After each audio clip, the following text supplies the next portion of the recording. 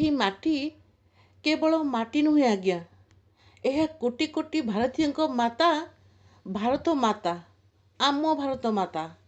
ଶ୍ରୀକ୍ଷେତ୍ରର ଶ୍ରୀମନ୍ଦିର ଶିଖରରେ ଯେମିତି ପତିତପାବନ ବାନା ଫରଫର ହୁଏ, ସେମିତି ଆମ ହୃଦୟରେ ସବୁବେଳେ ଦେଶପ୍ରେମର ପତାକା ଉଡ଼ୁ।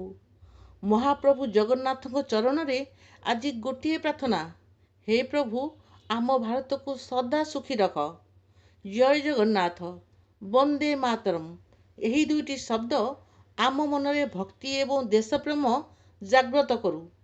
ଆଉ ଯେଉଁ ବୀର ଯବାନମାନେ ଆମ ପାଇଁ ସୀମାରେ ଜଗି ରହିଛନ୍ତି, ସେମାନଙ୍କ ପାଇଁ ଆଜି ହୃଦୟରୁ ଗୋଟିଏ କେବଳ ପ୍ରାର୍ଥନା, ହେ ଶ୍ରୀକୃଷ୍ଣ, ହେ ଜଗନ୍ନାଥ, ସମସ୍ତ ସୈନିକ ଭାଇମାନଙ୍କୁ ଶକ୍ତି, ସାହସ ଓ ଆଶୀର୍ବାଦ ଦିଅ।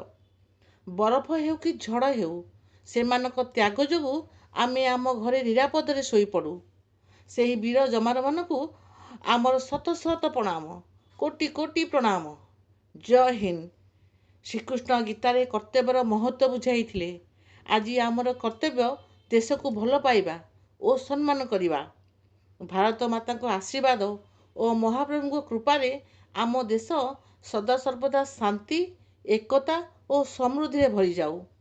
ଯଦି ଆପଣଙ୍କ ହୃଦୟରେ ଭାରତ ଅଛି, ତେବେ ମନରୁ କୁହନ୍ତୁ, ଭାରତ ମାତା କି ଜୟ।